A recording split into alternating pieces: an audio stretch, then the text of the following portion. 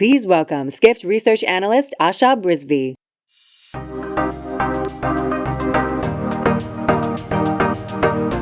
Hey.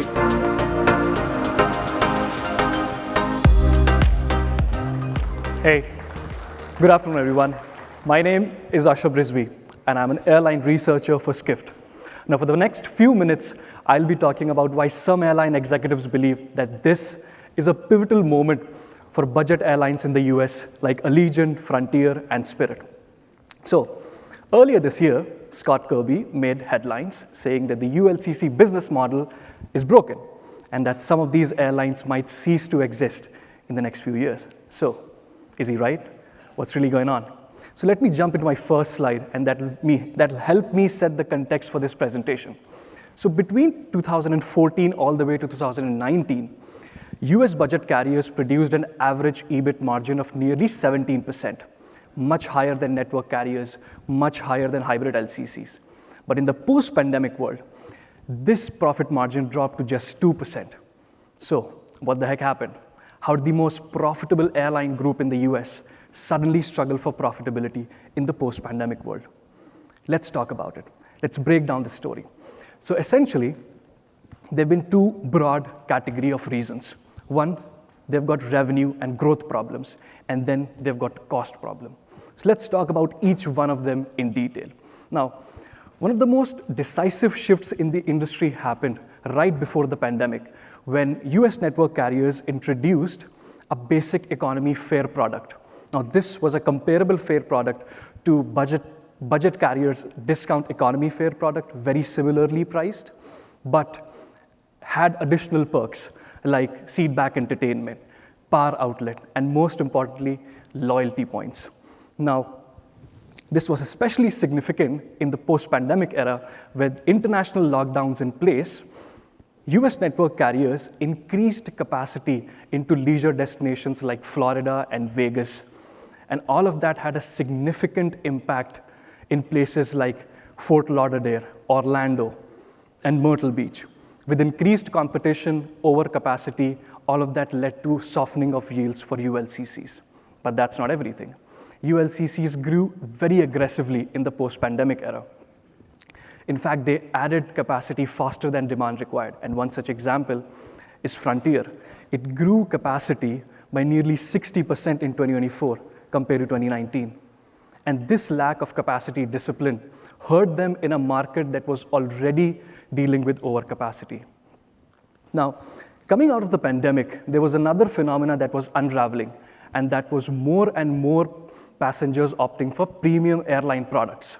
In fact, in April last year, IATA reported that the recovery of premium passengers was way ahead compared to the total recovery of passengers at an industry level. And this was primarily driven by regions like North America, Europe, and Asia Pacific. All of those regions registered a faster recovery in premium passengers.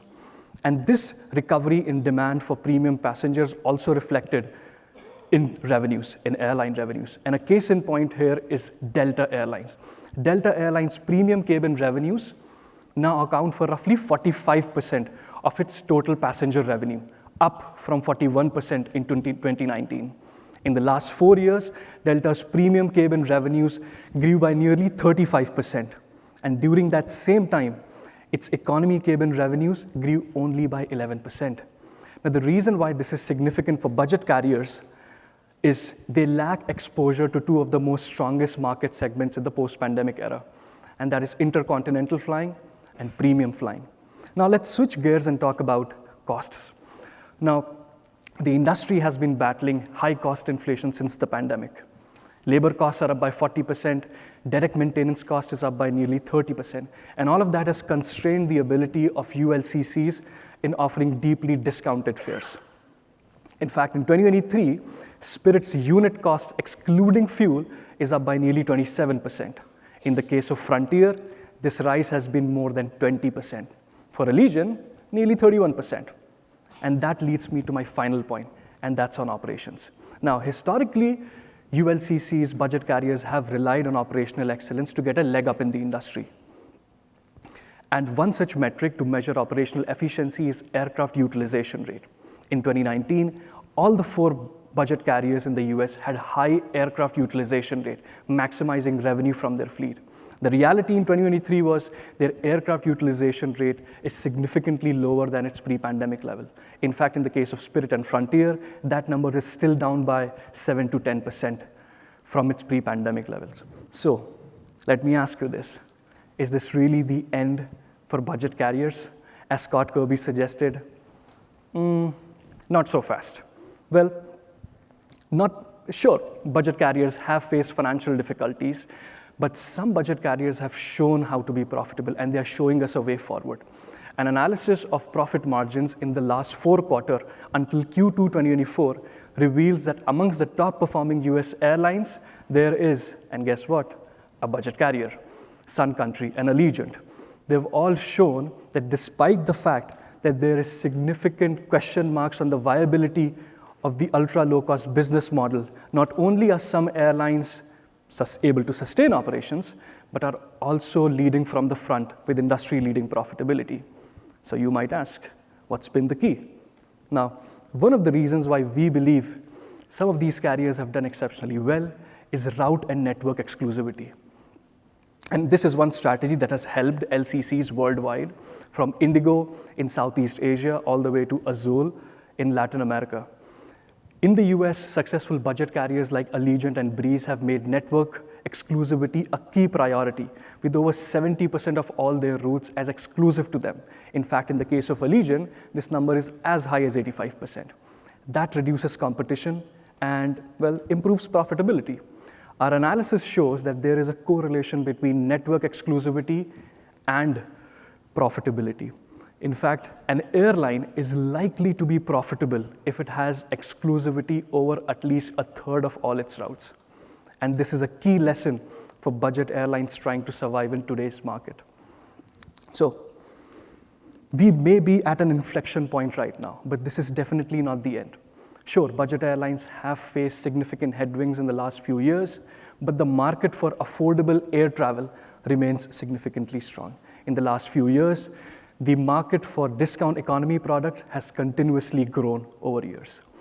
And with that, I'm going to leave you with a few questions and some thoughts to reflect on. And that is, have we discounted discount airlines?